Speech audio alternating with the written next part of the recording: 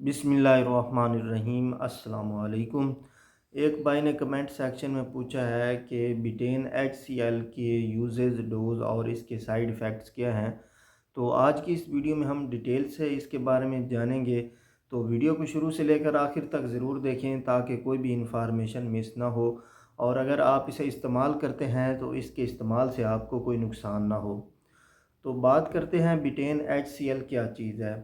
बिटेन HCl एक supplement है जो कि स्टमक की एसिडिटी को इंक्रीज़ करने के लिए इस्तेमाल होता है। अब यहाँ पर आप परेशान हो जाएंगे कि हम मेडिसन लेते हैं स्टमक की एसिडिटी को कम करने के लिए, लेकिन ये ऐसी मेडिसन है जो कि स्टमक की एसिडिटी को इंक्रीज़ करती है, बढ़ाती है। तो स्टमक की एसिडिटी बढ़ने से आपको बहुत से मसले बन सकते हैं, तो बारे में मैं आपको मुकम्मल क्लियर करूँगा। तो बात यह है कि हमारे स्टमक की जो नॉर्मल पीएच है ये 1.5 से लेकर 3 तक है, यानी कि ये एसिडिक है। तो जैसे ही हमारे स्टमक की पीएच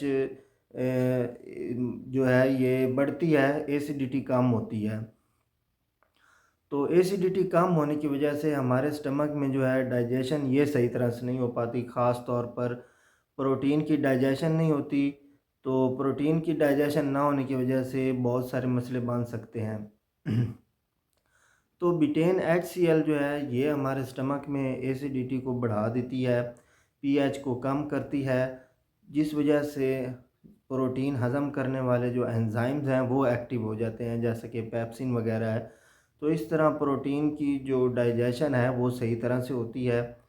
और अगर पीएच ज़्यादा हो, यानी कि पीएच जो है ये तकरीबन 4 या 5 पर चली जाए, तो प्रोटीन की डाइजेशन जो है ये बहुत ही मुश्किल हो जाती है, जिसकी वजह से बदहज़मी वगैरह का मसला बनता है।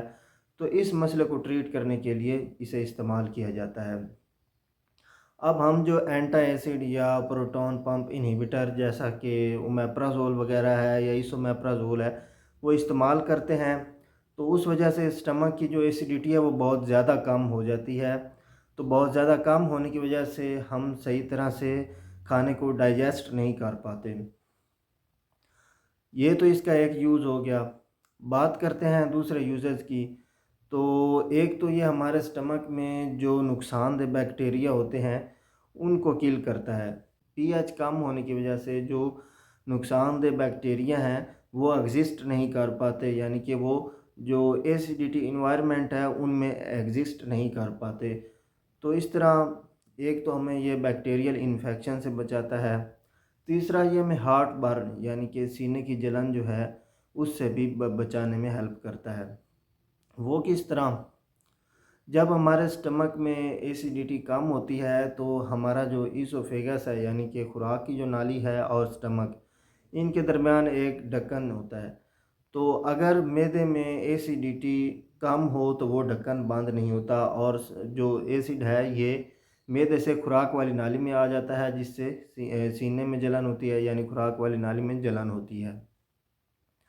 तो अगर एसिडिटी ज़्यादा हो तो ये ढक्कन खुद ब खुद बंद हो जाता है, जिसकी वजह से हमें हार्ट बर्न का मसला जो है ये नहीं बनता। इसके अलावा कुछ ऐसे वाइटामिन्स हैं जो कि एसिडिक इन्वायरमेंट में हमारे जिस्म में स्टमक से जज़ब होते हैं, जैसा कि विटामिन B6 है, विटामिन B12 है, इसके अलावा आयरन, कैल्शियम और फोलिक एसिड वगैरह हैं। ये तमाम न्यूट्रिएंट्स जो हैं ये हमारे जिस्म के लिए बहुत ही अहम हैं, और इनके हमारे जिस्म में बहुत ही इम्पोर्टेंट इन फंक्शंस हैं। तो अगर एसिडिटी कम हो तो ये हमारे स्टमक से हमारे जिस्म में जज़ब नहीं हो पाते। तो ये इसके 3 मेन यूजेस हैं।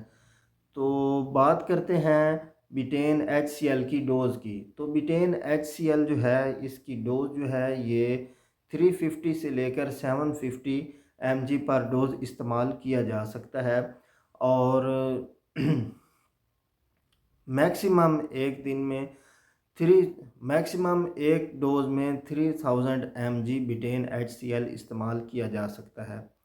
अब इसके जो सप्लीमेंट हैं ये आपको ऑनलाइन मिलते हैं, फार्मेसीज़ पर आपको बहुत ही कम मिलेंगे। आप इसे ऑनलाइन सर्च करके परचेज़ कर सकते हैं। यहाँ पर आपको मैं ये भी बता दूँ कि बिटेन HCl अक्सर पेप्सिन के साथ कम्बिनेशन में आता है।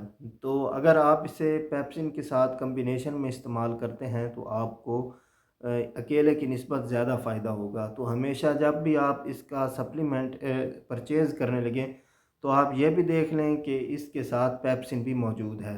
अब बात करते हैं बिटेन HCl के साइड इफ़ेक्ट्स की। तो अगर आप इसे प्रॉपर नॉर्मल डोज़ के मुताबिक इस्तेमाल करते हैं तो इसके कोई साइड इफ़ेक्ट्स नहीं हैं। लेकिन अगर आप इसे बहुत ज़्यादा हाई डोज़ में इस्तेमाल करते हैं तो इससे स्टमक की जो एसिडिटी है वो ज़रूरत से भी ज़्यादा बढ़ जाती है। तो इस वजह से बहुत सारे मसले बन सकते हैं, यानी कि स्टमक अल्सर वगैरह का मसला बन सकता है, मैदे में ज़ख़म वगैरह हो सकते हैं। तो ये इसका मेन साइड इफ़ेक्ट है, इसलिए आपने इसे बहुत ज़्यादा हाई डोज़ में इस्तेमाल नहीं करना। अगर आप ऐसा इसे इस्तेमाल करेंगे तो आपके स्टमक को बहुत ज़्यादा नुकसान भी पहुंच सकता है। तो फ्रेंड्स, अगर आपके माइंड में अभी भी इसके बारे में कोई क्वेश्चन हो तो आप कमेंट सेक्शन में पूछ सकते हैं, और मज़ीद किसी दूसरी मेडिसन या मेडिकल रिलेटेड टॉपिक के बारे में जानना चाहते हों तो उसका भी कमेंट सेक्शन में बता दें। इंशाअल्लाह आपके कमेंट का जवाब ज़रूर दिया जाएगा। अगली वीडियो आने तक अल्लाह हाफ़िज़।